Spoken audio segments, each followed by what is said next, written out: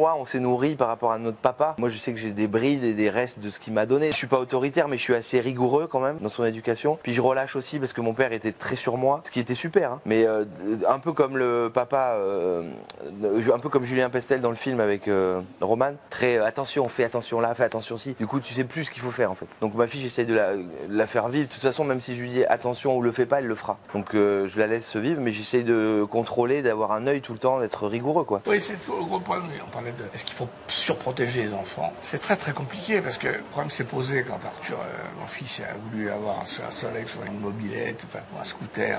Oui, on a peur. Le truc c'est, bon, sa mère, on attendait l'âge légal, mais à bout d'un moment, je lui ai dit, bah non, vaut mieux qu'il en ait un. Moi, j'ai essayé de lui apprendre, on a fait pas mal de trucs ensemble, on a fait beaucoup de sport, du canyoning, du rafting, plein de choses. Je partais du principe que, comme toute manière, il allait le faire dans mon dos, autant qu'il soit prêt. Sûr, quoi. Qu'il soit sûr de lui, quoi. Si vous dites à un moment, jamais tu conduiras de vélo, jamais tu auras de mobilette ou jamais tu auras une voiture. Vous savez très bien qu'il va piquer celle d'un copain et comme il n'aura pas bien appris, il peut se planter. Ouais. Donc autant lui apprendre à faire bien les choses. Après, il y a la vie qui fait que parfois il y a des problèmes. Mais bon, au moins, je crois qu'il faut donner les armes aux mômes plutôt que de les surprotéger.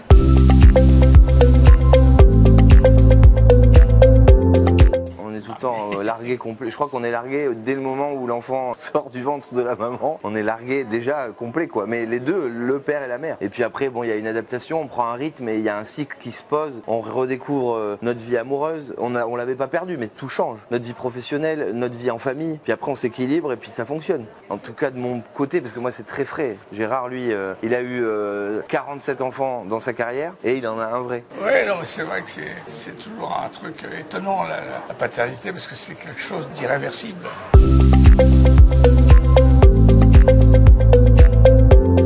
Moi, j'ai jamais été très famille. Dans ma chambre, il est marqué « On choisit ses amis, on subit sa famille ». Ça faisait pleurer ma mère. Mais c'est vrai que la vraie famille, pour moi, c'est la famille que j'ai créée. Une famille qui n'est pas biologique, même si j'ai beaucoup aimé mes parents et je leur dois beaucoup de choses. Mais c'est vrai que, quelque part, on n'a pas choisi d'avoir ses parents. Un jour ou l'autre, il faut adopter ses parents.